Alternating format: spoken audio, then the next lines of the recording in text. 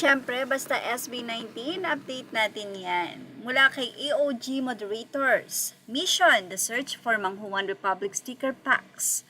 Let's keep the search organized and comment down below kung saan kayo nakakita ng pa-stickers ni Ninong. Helpful if you'd include the date and exact Pure Gold branch or other grocery stores where you found it. Reminder, no trading, selling, or pasabay. Rule number 10, want to flex your pool, palagyan ng watermark para hindi mag-grab at magamit pang scam. So ayan po, kung nakabili na daw po kayo ng stickers, ilagay po kung saang branch para naman po ang ibang mga 18 ay makapunta rin doon at makabili. Sa ibang update naman, so ito po pala ang reason kung bakit po ang SB19 Onesie Entertainment ay nagkaroon ng partnership with Lunari. Ayon sa 18 official group, like what? Nag-attend lang naman yung co-founder ng Lunari Global nung was who? Pasabog kayo, SB. So, ito po, makikita po sa likod nila ang mga founder o co-founder ng Lunari. So, ibig sabihin, nanood pa yon at nagpaka-fun pa sa kanila. So, narito po ang nasabing mensahe. Being in person to experience this at official SB19 concert felt like a dream.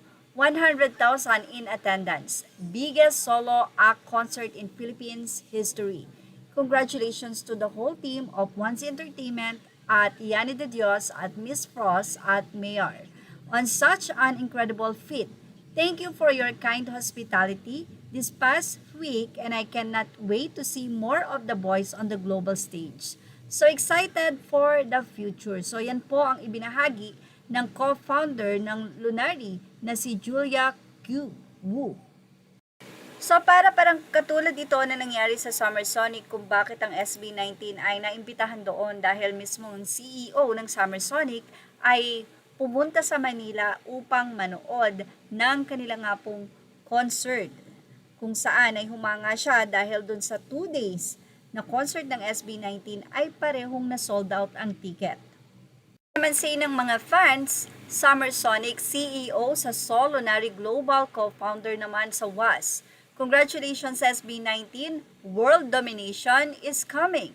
Ewan ko ba, pag nakakabasa ako ng ganito, naiiyak ako pero masaya ang puso ko. Say naman ng isang emotional na 18.